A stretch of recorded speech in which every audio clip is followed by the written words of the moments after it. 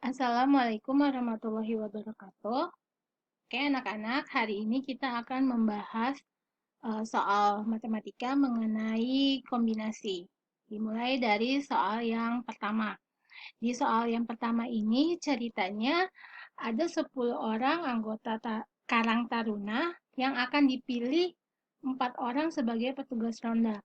Kenapa tipe soal seperti ini masuk ke dalam kombinasi? Karena siapapun yang terpilih tidak menjadi masalah. Yang penting kuota 4 orang sebagai petugas ronda itu terpenuhi.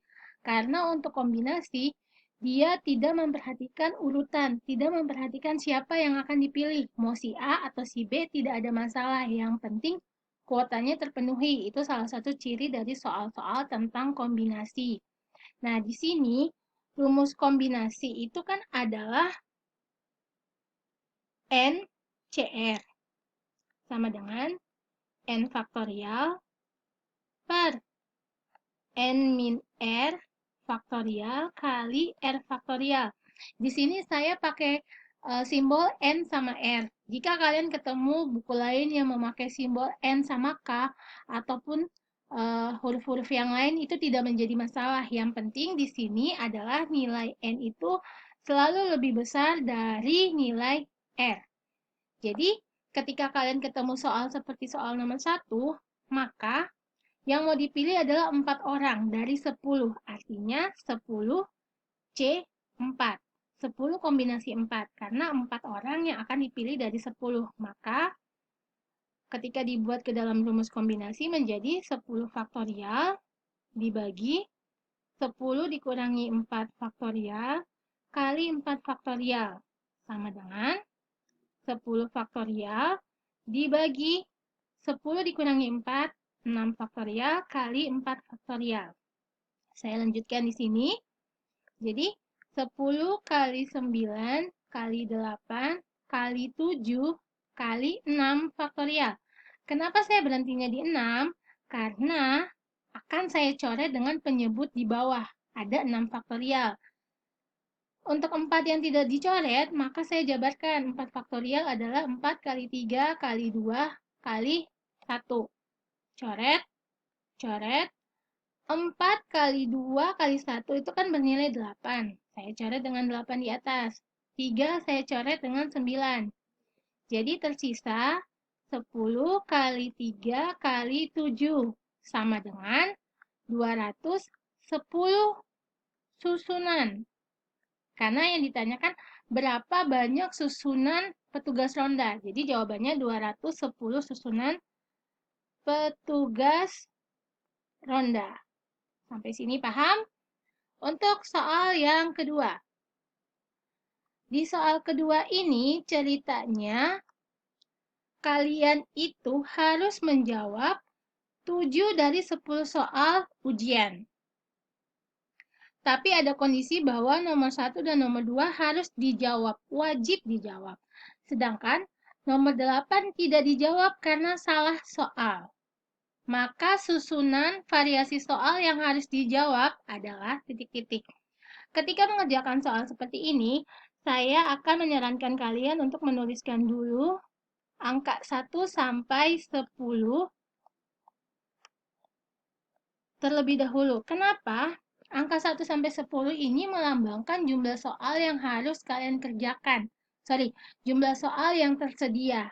Dan di sini nomor 8 tidak dijawab. Berarti nomor 8 langsung saya coret, karena soal nomor 8 salah. Tetapi soal nomor 1 dan nomor 2 adalah wajib. Ketika nomor 1 dan nomor 2 adalah wajib, artinya kalian sudah mengerjakan 2 soal. Kalian sudah memilih 2 soal. Kalian tidak perlu menghiraukan lagi untuk soal nomor 1 dan nomor 2 karena harus wajib kudu kalian kerjakan. Karena kalian diminta mengerjakan 7 soal dan kalian sudah mengerjakan 2, anggap saja kalian sudah mengerjakan 2 soal, nomor 1 dan nomor 2, artinya kalian masih harus mengerjakan 5 soal lagi. 5 soal dari sisa soal yang tersedia. Nah, sisa soal yang tersedia itu adalah 1, 2, 3, 4, 5, 6, 7. Artinya, kalian harus memilih 5 soal dari 7 soal yang tersedia. Makanya di sini kita tuliskan 7 kombinasi 5. Selanjutnya, seperti biasa, masukkan ke rumus kombinasi. Jadi 7 faktorial dibagi 7 dikurangi 5 faktorial kali 5 faktorial. Sama dengan 7 faktorial dibagi 2 faktorial kali 5 faktorial. Saya lanjutkan di sini. Jadi 7 kali 6 kali 5 faktorial per. Saya sengaja berhenti di 5 faktorial karena akan saya coret dengan penyebut 5 faktorial yang di bawah. Nah, 2 faktorial saya jabarkan. Jadi 2 kali 1 kali 5 faktorial. Coret-coret. 2 kali 1 sama dengan 2. Saya coret dengan angka 6. Jadi tersisa 7 kali 3. 7 kali 3 adalah 21. Jadi ada 21 susunan variasi soal yang bisa kalian kerjakan. Yang bisa dipilih, digunakan, atau bisa terjadi. Oke, paham? Soal nomor 3. Di soal nomor 3 ini, kalian ceritanya memiliki sebuah kotak yang terdiri dari beberapa bola. Oke, saya biasanya akan menggambarkan situasi tersebut. Jadi 12 bola yang terdiri dari 6 bola putih. Nanti saya tuliskan 6 putih. 4 bola hijau. Berarti 4 hijau. Dan sisanya berwarna hitam. Kalau ada 12, sudah dipakai 6 dan 4, berarti tersisa 2 yang berwarna hitam. Jika diambil 3 bola sekaligus,